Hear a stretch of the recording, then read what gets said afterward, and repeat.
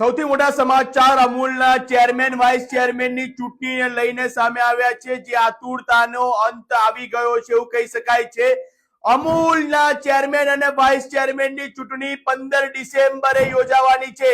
અમૂલના board રૂમની અંદર જ પ્રાંત અધિકારીની ઉપસ્થિતિની અંદર અમૂલના ચેરમેન અને વાઇસ ચેરમેન ચૂંટણી યોજાવાની છે, ત્યારે ચેરમેન અને વાઇસ ચેરમેનના જે ઉમેદવારો છે કે જે ઈચ્છુક ધરાવતા જે નેતાઓ છે તેમણે અત્યારે લોબિંગ પણ ઉચ્ચ કક્ષાએ શરૂ કરી દીધું હોવાની પણ માહિતી સામે આવી છે।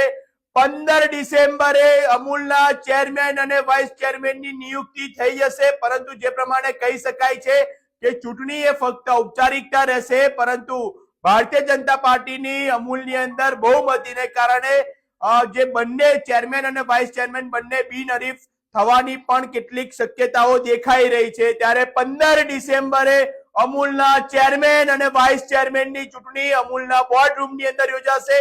પ્રાંત અધિકારીની અધ્યક્ષતાને આ ચૂંટણી યોજાવાની છે। સતત અપડેટ માટે અર્બન ગુજરાત સાથે જોડાયેલા રહેજો।